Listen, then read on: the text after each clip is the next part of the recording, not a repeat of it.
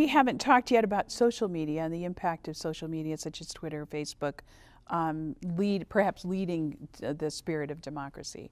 There's absolutely no question that social media, the internet, the mobile phone, Facebook, Twitter, all of these digital tools of expression and organization have become one of the driving wedges of democratic change and democratic empowerment.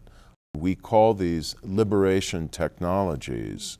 These are extremely powerful tools, and as you note, authoritarian states are trying to monitor them, disrupt them, constrain them. There are at least, probably more now, but at least 50,000 internet police, as you referred to in China, who are trying to very rapidly, when they discover it, purge the internet in China of what they call harmful content. But it's very hard for them to keep up with all the expressions of indignation and exposures of wrongdoing that are pouring out in Chinese cyberspace. And if there's ever a new political crisis in China, this outpouring, I think, will overwhelm the capacity of China's internet police. So where would you put the phenomenon of WikiLeaks in terms of its influence on democracy, freedom of the press? Well, I think that we live in a digital age where a lot of information can be poured out into public view very rapidly. And one of the things we've learned from the WikiLeaks phenomenon and from the massive trove of top secret information that has been made public by Edward Snowden is that governments are under much greater difficulty in keeping secrets. This can be healthy in the sense that they should weigh very seriously what they're doing and ask whether, if it does come to light, it will be defensible. At the same time, we live in a world in which there are diffuse threats of international terrorism. And so there has to be a balance in which there is restraint and deliberation and protection for the civil liberties of American citizens and respect for the civil liberties of other citizens around the world, but very focused effort to monitor the electronic communications of people who could threaten the national security of the United States and allied democracies around the world. I think we are at a moment in the evolution of American democracy when these tools are very important. And the reason why is that our democracy in the United States is really stuck in a period of very deep polarization and dysfunction. It requires, I think, very, very serious institutional reform, including reform of the electoral system in the United States. Could you talk a little bit about the rank voting and how that would work and what the benefits are? Ranked choice voting enables the voters to rank the candidates in preference.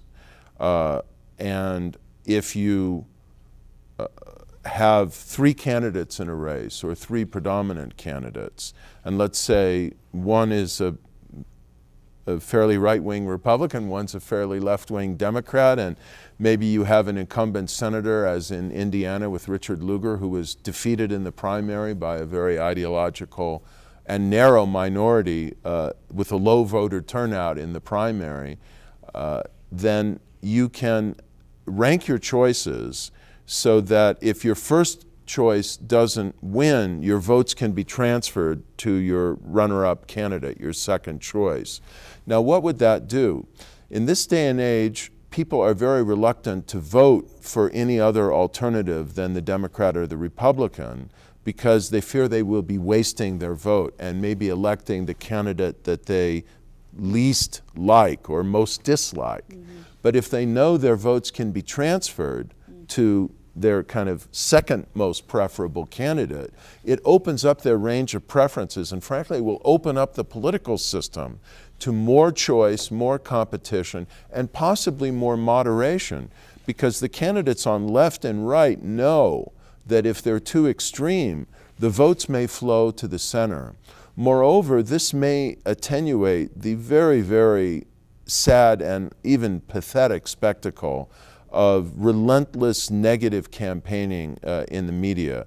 We know from much research and experience that when candidates go negative in television ads against their opponent, it damages them and their image and their reputation. They themselves, who are spending the money on negative ads, but it damages the target of the negative ads even more. So if you have a destruction derby when candidates are destroying one another with negative advertising, but think if they do enough of it, they'll be the last person standing.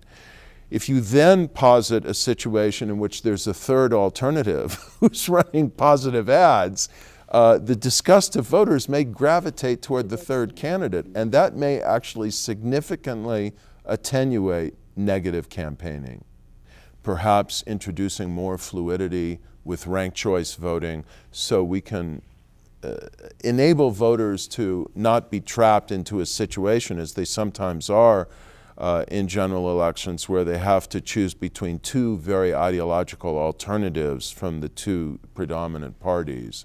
There are many other reforms we could cite of lobbying and so on that the Congress and the state legislatures are unlikely to adopt because they are products of the system that elected them. And so I think the initiative is going to be, in the era that we are entering, an extremely important tool for citizens to reform the rules of the democratic game in the United States.